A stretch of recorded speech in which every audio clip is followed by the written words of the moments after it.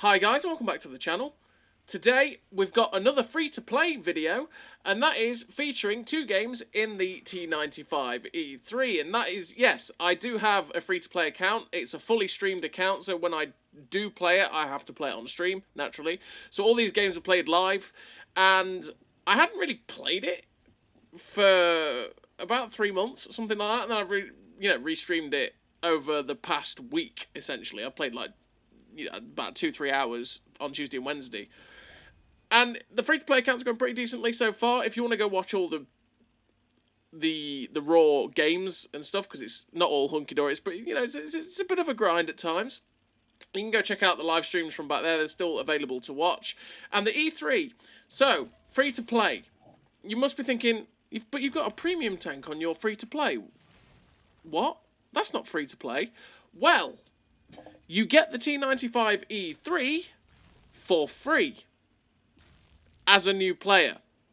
So basically, when you start the game, it makes you play 10 games in co-op, and for completing playing the 10 games in co-op, you get the T95E3 for free. Which is really damn nice for new players, without them ever realising it, because they get a damn nice free premium tank. It's a great way for them to start, like, training the crews up, and it's a great way for them to make lots of silver.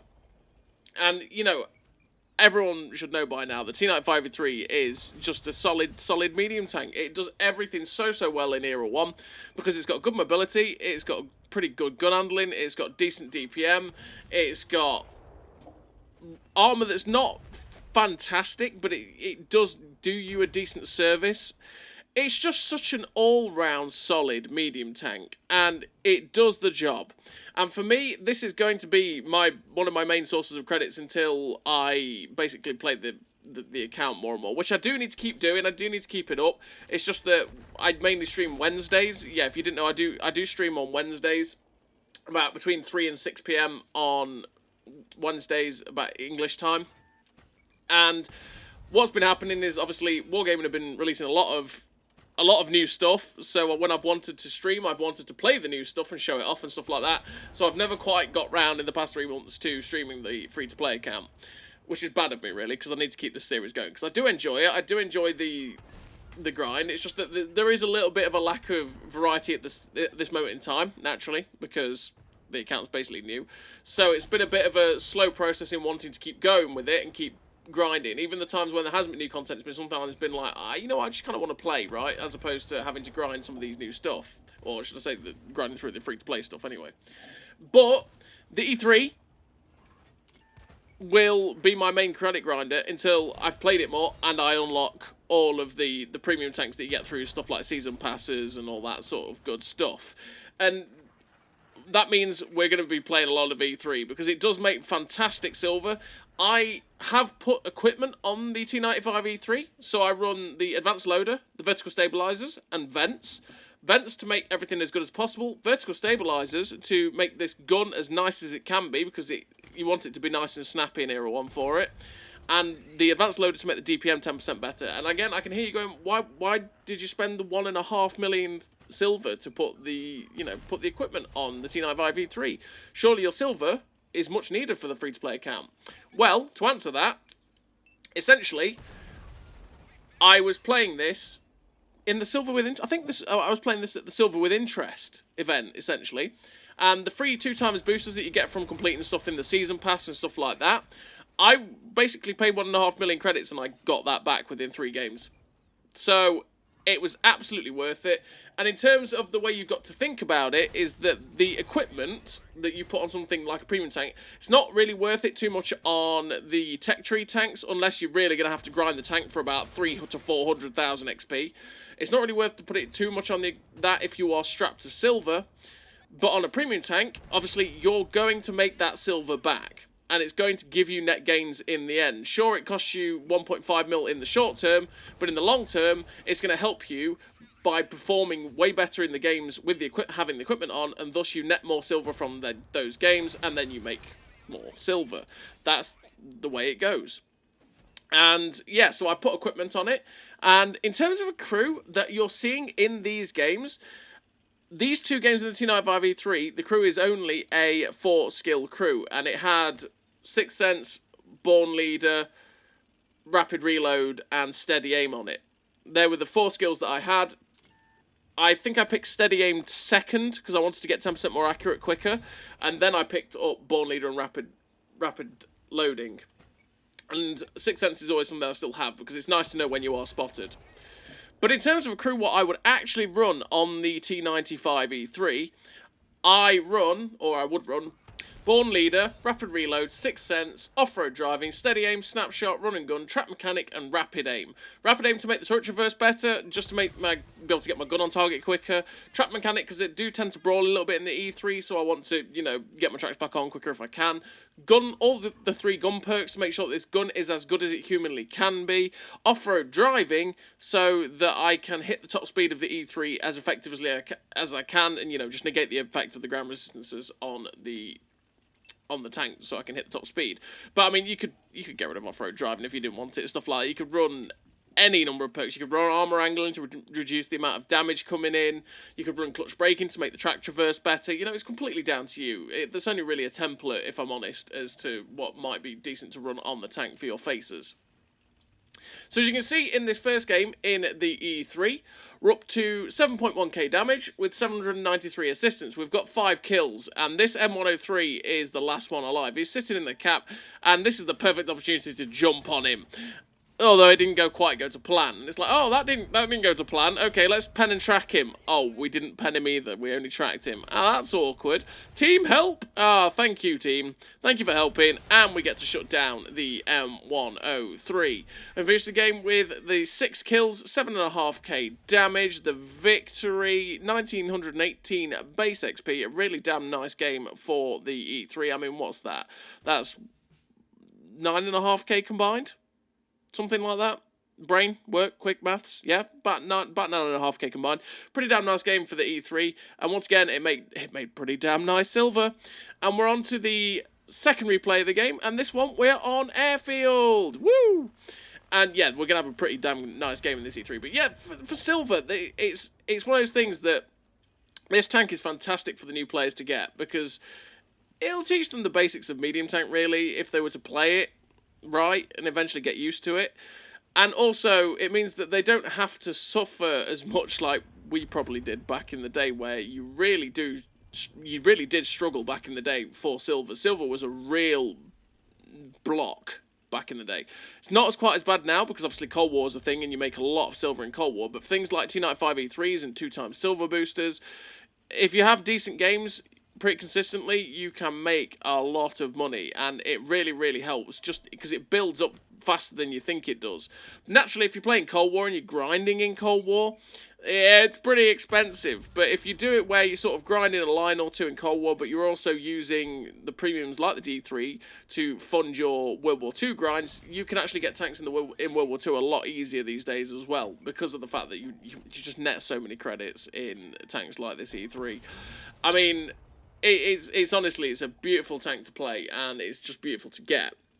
It is one of the best medium tanks in Era 1 because of just its all-round good gameplay.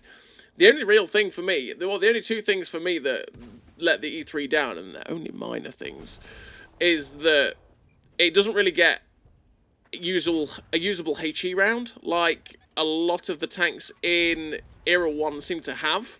And that is, they've basically got a really good high pen HEP round, or HESH round, that's like about 200 pen, which is really useful in a lot of situations, especially in Era 1 where there's not too much space armor knocking about, and you can pen a lot of things with like that 200 pen.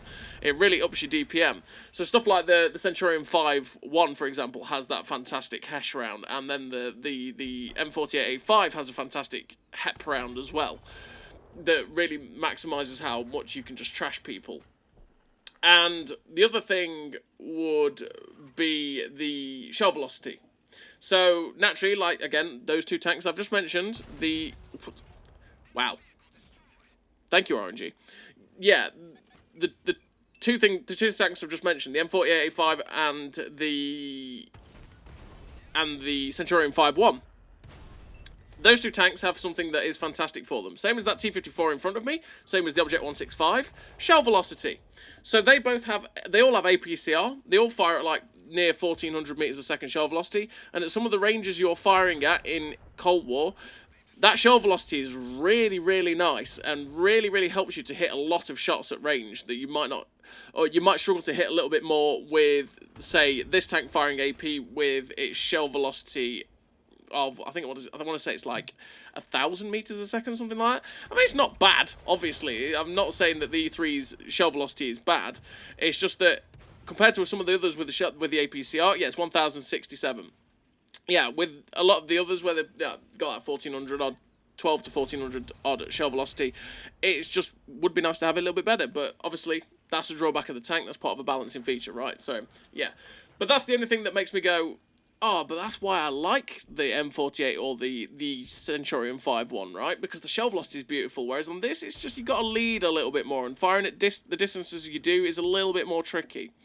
But it's still an absolutely fantastic tank. Like I said, they're only the tiniest, titchiest of gripes in the world. So as you can see so far in this game, we're up to 5.1k damage with 372 assistance, and we are trying to keep our gun in this game. It is 8-6 to the enemy team currently. The game is not looking good for us, and we have put ourselves in a position where we can just keep getting shots into people like this WZ-111 and the other heavy tank that's down below. So we're just waiting on the reload. We put the shot into the WZ-111 there, puts him down to a one-shot, and he gets finished off by the charioteer. Now we're just trying to see if we can get a shot on these guys from up here on top of this ridge, because it would be kind of handy if we could. And we're just going to use the bushes if we can. And I'm looking at it going, no, I can't get a shot at those guys, and I really have to help. I really have to help this charioteer if I can. But these mediums are chasing this charioteer, which means that if I stay here, I might be able to stay safe. Meanwhile, putting the shots in and getting the damage on people like this 165. So we were going for the drive wheel of the 165 to try and track it in place and keep it from running away from my gun, essentially. But we didn't quite get the shot. We go for the RBRT again on the E3, and it goes straight in. Thank you for that, RNG. We get the 4th kill of the game, 7.1k damage. We get the RBRT straight into the 44A, finish him off. But, I mean, we were so close, and it's a 44A. We have all the pen in the world, because the E3 has fantastic penetration at 261 and 330 on the heat, which I basically never use, which means that you can pen pretty much every tank in Era 1 exceptionally easily. Now this enemy E3 is going in on my friends. He manages to shut down the T100. We get the shot into his back end, which tracks him in place, but he manages to repair it and get away. And then he manages to kill my friendly M103. And now we're in a bit of an awkward situation. We are on 8,000 damage. Pretty damn nice game so far for the E3. We're on 5 kills. I want the Top Gun, although at this point I don't think the medals are in the game yet for Cold War, so we didn't get a Top Gun. But I want that 6th kill. But it's even. This is an even fight between me and this E3. We're both in the same tank. I have about 50 less hit points than him. So this is going to be an awkwardly even fight, and it's going to be a knife fight. Whoever can basically get that first shot in, whoever can make the most of their shots is going to have a good time. So I'm just keeping my eye on their base, because I'm trying to see if this E3 is going to come after me. And we're just watching obviously with True Vision to make sure if we can see him. And in fact, he managed to get all the way over there. That was quick. I thought he must have gone from down the G line and then up into the middle. He must have thought I was gone that way. But I was sat waiting for him to see if I could spot him. I didn't want to make the first move. We managed to get the shot into his back end as well as he was going around the corner, which puts him down to a 2-shot. Unfortunately, with our snap, we end up bouncing on his side, and he hits us on the move, which means we're both 2 shots still for each other right now. He drives out, gives us his lower plate. We slam the shot into the lower plate, which means he's now a 1-shot for us, and we're just going to wait for the reload. And it's like, well, okay, Mr. E3, it is time for your death. I've just got to make sure not to muck it up. And we shut him down. I knew I could take the hit. As soon as he gets down to a 1-shot and you know you can take a hit, you may as well go take the hit and finish them off. And we finish the game with the victory. come top on the team, 6 kills, 9.1k damage, 511 assistance, 625,000 silver there. The ace tanker, 1978 base XP, a really damn good game for the T95E3, which is a fantastic tank to have got for free for the free-to-play account, just for playing 10 games in co-op to start off the account, which is damn nice of them to give you. And yeah, it's an absolutely solid tank, the T95E3, because I actually think this is the first video on the tank on the channel as well. So as always, everybody, thank you very much for watching.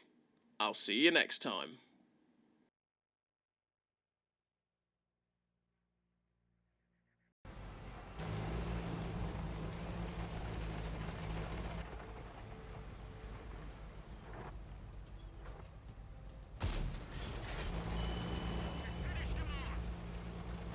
A great success!